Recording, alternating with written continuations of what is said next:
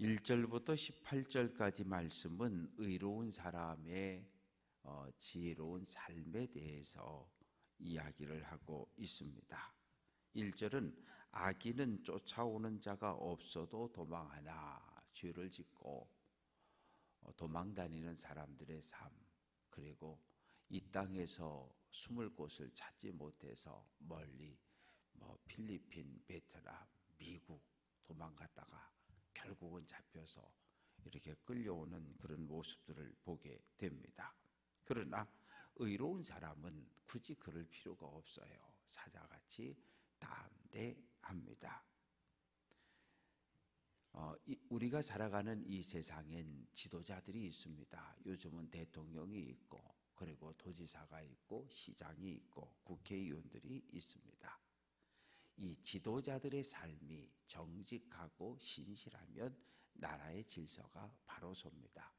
그러나 나라를 통치하고 백성을 다스리는 지도자들의 삶이 불법과 부정부패로 만연하게 되면 사회의 기본 질서가 무너지게 되고 이 땅의 백성들은 고통과 괴로움을 겪게 됩니다. 3절 말씀 보면 가난한 자를 학대하는 가난한 자, 이게 무슨 말인가 하면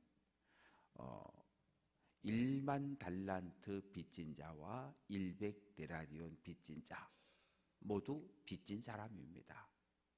세상 말로 하면 갑이 있고 을이 있는데 이 을끼리 싸우고 있는 거죠. 을 중에서도 또 갑이 있고 또 을이 만들어지고, 갑, 을, 병, 정, 갑을 빼고 모두가 다 연약한 사람들인데 이 연약한 사회적 약자들끼리 또 서로를 괴롭히고 학대하고 그러는 이야기입니다.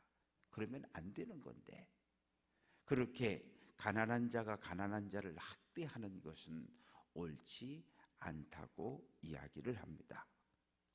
4절은 율법을 버린 자는, 율법을 버렸다라고 하는 것은 율법, 모세 오경을, 하나님을 인정하지 않는 사람, 하나님에게서 얼굴을 휙 돌려버렸다는 거예요. 율법을 따르지 않는 사람은 악인을 칭찬하지만 율법을 지키는 사람, 하나님을 경외하고 하나님을 두려워하는 사람은 악과 싸웁니다. 불의함과 싸우는 사람이지요. 그래서 5절 말씀 보면 악인은 정의를 깨닫지 못하나 여호와를 찾는 경외한 사람은 모든 것을 깨닫는다. 악인들의 문제는 무엇인가 하면 공동체가 어떻게 되든 상관이 없어요. 그냥 다만 잘 되면 되는 거예요. 그래서 이상하게도 이 하나의 공동체, 가정, 다른 사람을 생각하지 않아요. 그냥 나만 잘 먹고 나만 잘 살면 되는 거지. 나라가 어떻게 되든 민족이 나와, 이런 생각을 가진 사람이 악인이라고 이야기해요. 하나님의 뜻 필요 없어.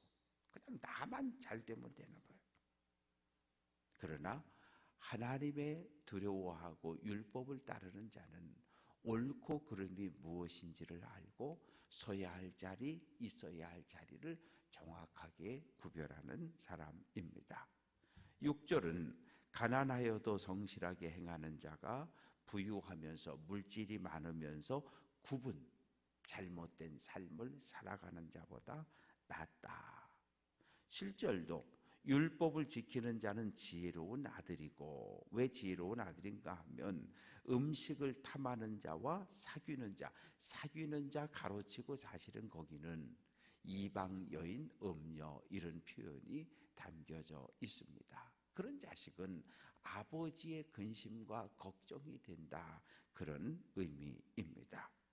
이 자녀가 악한 길로 나가면 사무엘상에 등장하는 엘리 대제사장의 두 아들 홈리와 비느하스, 하나님의 제사를 없이 여기고 성소에서 일하는 여인에게 못된 짓을 하고 아버지의 훈계와 가르침을 따르지 않고, 이런 자식이 있으면 백성들이 뭐라 그래요? 아니 제사장님은 자식 교육을 도대체 어떻게 시켰냐고, 어떻게 저렇게 제사장님 밑에서 저렇게 못된 자식이 날 수 있느냐고. 그러면 제사장이 할 말이 없는 거예요. 이 부끄러운 거예요.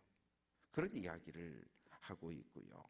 8절 말씀 보면 중한 별리로 자기 재산을 누리는 것, 그것은 악이라는 거예요.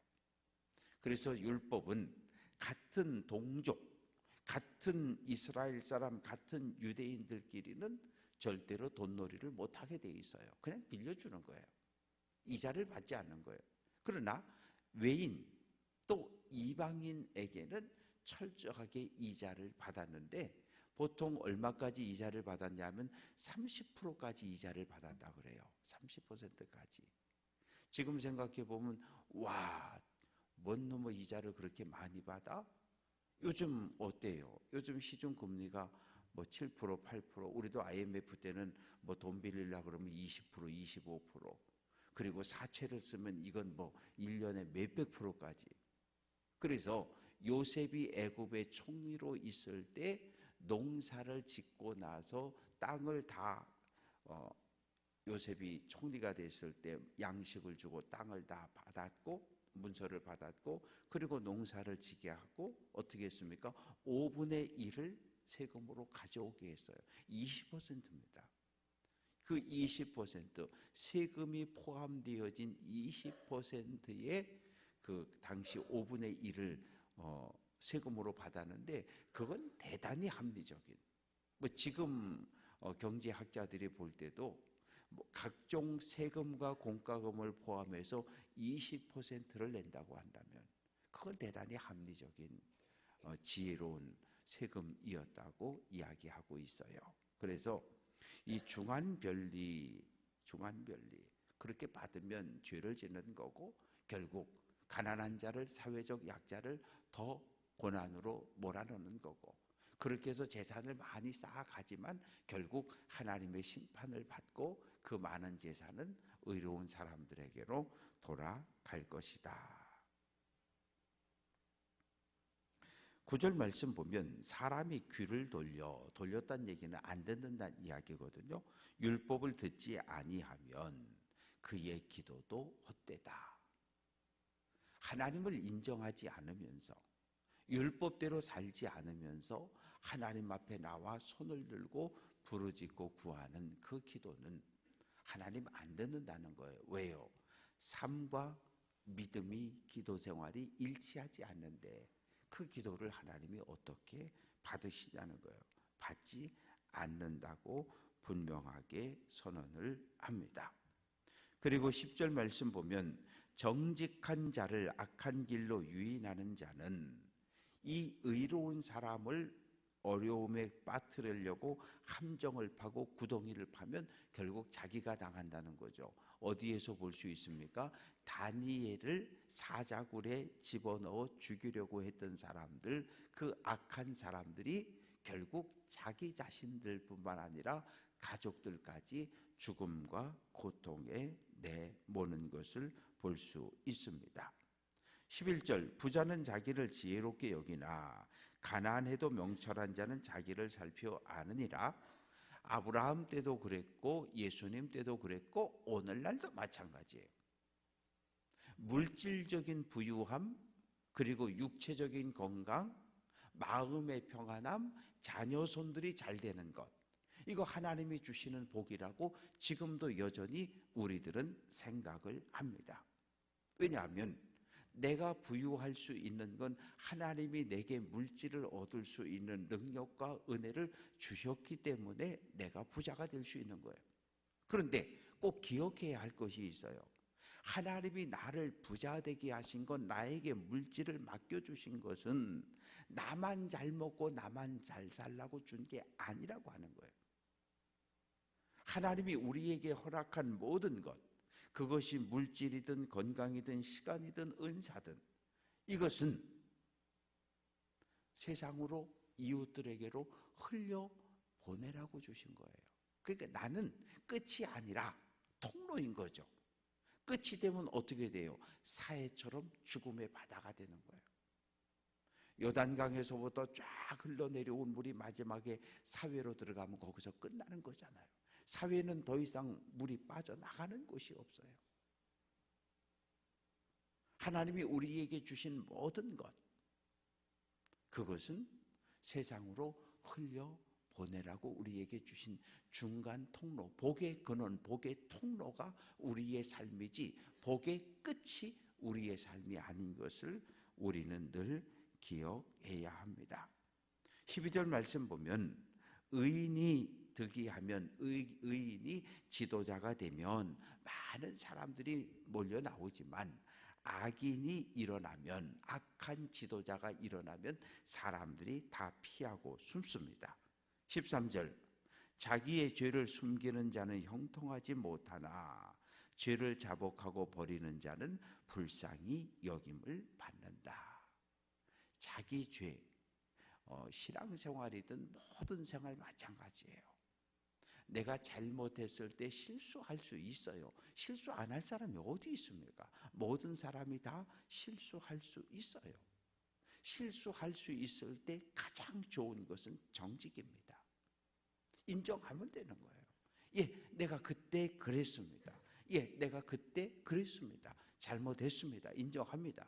그러면 어떻게 할까요?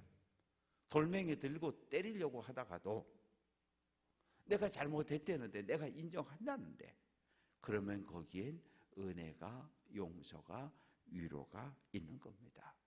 그래서 죄를 자복하면, 죄를 입술로 고백하면 불쌍히 여김을 받는다. 14절 하나님을 항상 경외하는 사람 복된 사람이다. 15절 16절은 가난한 백성을 압제하는 악한 간원, 악한 왕, 악한 대통령, 악한 도지사, 이런 사람들은 모두 이 사자, 줄인 곰처럼 뭐예요? 포악한 거예요. 사나운 사람. 16절 무지한 치리자는 포악을 크게 행한다. 마찬가지죠. 그래서 왕이 하나 잘못 세워지면 백성 전체가 고통을 당합니다.